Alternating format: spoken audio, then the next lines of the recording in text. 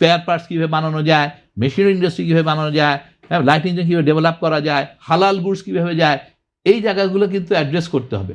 আজকে কোনোটাই কিন্তু ডেভেলপমেন্ট হয় নাই। আপনার গ্যাস নিয়ে আলাপ করবেন, ধমক খাবেন যে না আমরা খুব ইমপ্রুভ করেছি।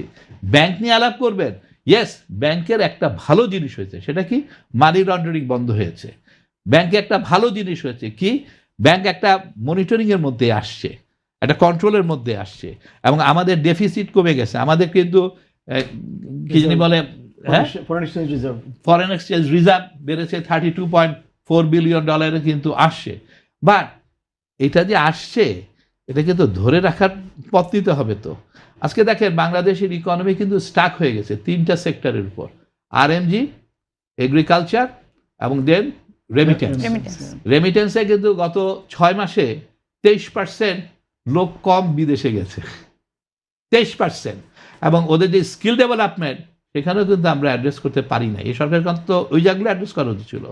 গার্মেন্টস সেক্টর কিন্তু আর বেশি গ্রো করতে পারবে না, কিন্তু করলে হয়তো 5-6%। এবং তাহলে আপনি কিভাবে আপনার ইকোনমিকে স্ট্রেনথেন করবেন? একমাত্র স্মার্ট সিটি বসুন্ধরা, আধুনিকতায় এক ধাপ এগিয়ে।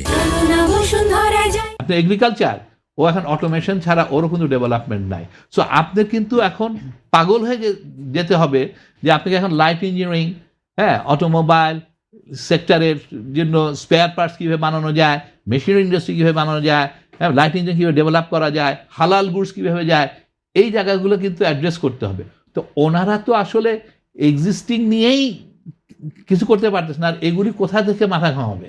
এবং অথচ এগুলি যদি না করে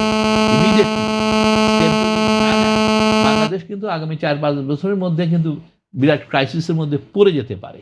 এবং বাংলাদেশের জন্য এখন বিরাট একটা অপরচুনিটিও কিন্তু সৃষ্টি হয়েছে এই সেক্টরগুলি তাড়াতাড়ি ডেভেলপ করার জন্য। সেই অপরচুনিটিটা কি, গ্লোবালি সবাই কিন্তু যে সাপ্লাই চেইন যে চায়নার উপর ডিপেন্ডেন্সি সেটা কিন্তু কমিয়ে দিচ্ছে।